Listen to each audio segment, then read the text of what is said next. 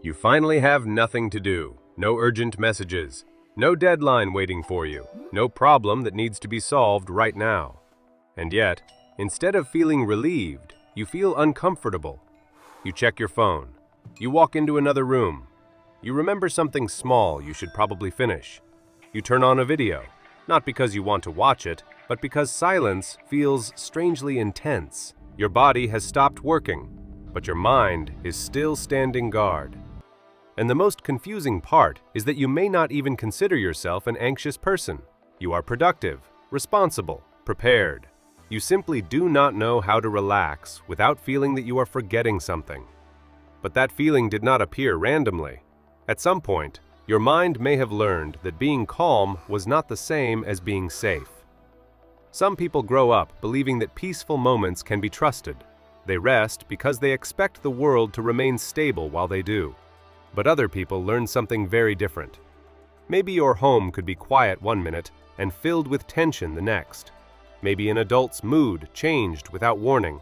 Maybe problems were rarely explained before they arrived. You learned to notice footsteps, facial expressions, the way someone closed a door, the silence before an argument.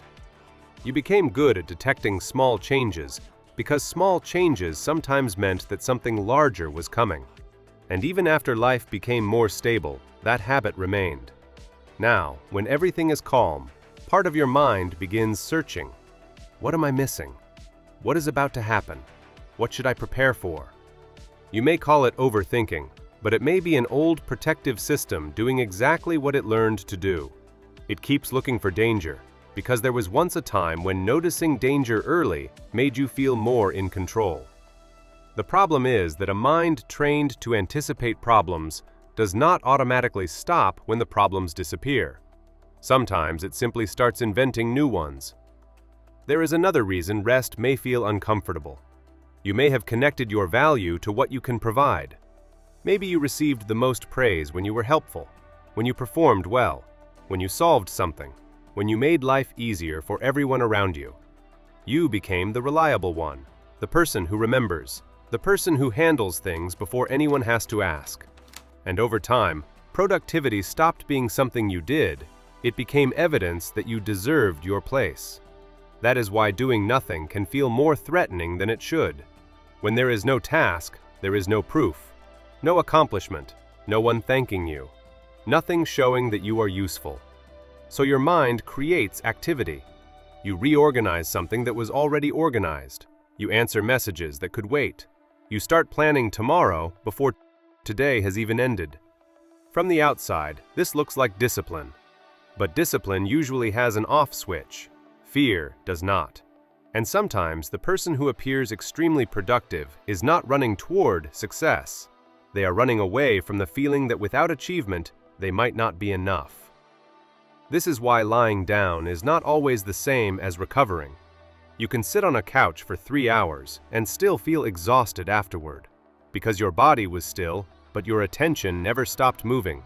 You checked notifications, replayed conversations, calculated what needed to happen next, imagined problems that had not occurred, prepared explanations nobody had requested. Your muscles may have relaxed, but internally, you were still managing life. Real rest requires more than an empty schedule. It requires permission to temporarily stop monitoring everything. And that can be difficult when monitoring has become part of your identity. You may even feel irritated when someone tells you to relax, because to them, relaxing sounds simple. To you, it sounds like lowering your guard. And lowering your guard can feel irresponsible when being prepared has protected you for years. Sometimes you are not afraid of rest itself. You are afraid of what appears when the distractions disappear. During the day, there is always something between you and your thoughts. Work, music, messages, videos, other people's needs. But when everything becomes quiet, unfinished emotions become louder. The disappointment you never processed, the conversation you keep replaying, the exhaustion you have been calling laziness, the sadness you postponed because somebody needed you to remain functional. This is why some people need constant background noise. They sleep with the television on. They scroll until their eyes can no longer stay open. They listen to podcasts while doing things that do not require sound, not because they are deeply entertained, because uninterrupted silence creates space, and space allows the mind to bring forward what has been waiting. Busyness can become emotional pain relief. It does not remove what you feel, it only delays the moment when you have to notice it.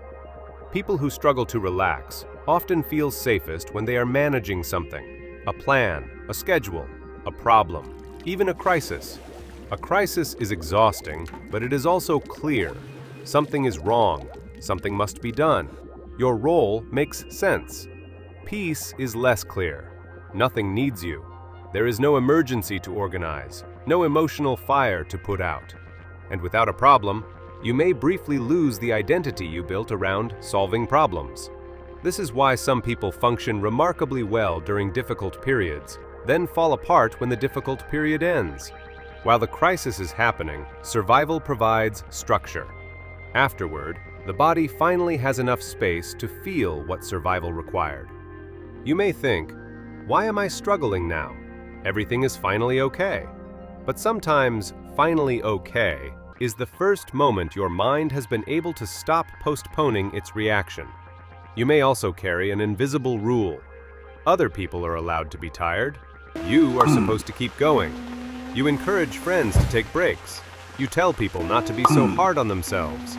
But when you try to offer yourself the same kindness, another voice appears. You have not done enough. You are wasting time. Someone else is working harder. You should be grateful. You should be more productive. So even your rest becomes a performance. You choose activities that still feel useful. You watch something educational. You clean while listening to music. You turn recovery into another task you need to complete correctly. And then you wonder why you never feel restored. Learning to relax does not mean forcing yourself to sit still for hours. It means teaching your mind, slowly, that nothing terrible happens when you stop, that your value continues to exist when you are not producing, that a quiet room is not automatically the beginning of a problem. Start smaller than your mind expects. 5 minutes without solving anything, a walk without listening to something, a meal without checking your phone. Allow one task to remain unfinished until tomorrow, not because it does not matter, because you are proving that everything does not collapse when you are unavailable. At first, this may not feel peaceful. It may feel restless, boring, even wrong. That does not mean the rest is failing. It may mean you are finally noticing how much tension was hiding underneath your activity. The goal is not to become careless. The goal is to stop treating every quiet moment like an emergency you have not discovered yet. Maybe you are not bad at relaxing. Maybe you became extremely good at surviving environments where relaxation did not feel possible. Maybe your constant preparation, productivity, and awareness once protected you. But a protection can remain long after the danger that created it is gone. You are allowed to be responsible without being constantly alert. You are allowed to rest without earning it first. And you are allowed to exist during moments when nobody needs anything from you. Because peace is not the absence of usefulness. Peace is the moment you realize you do not have to prove your value every second of the day.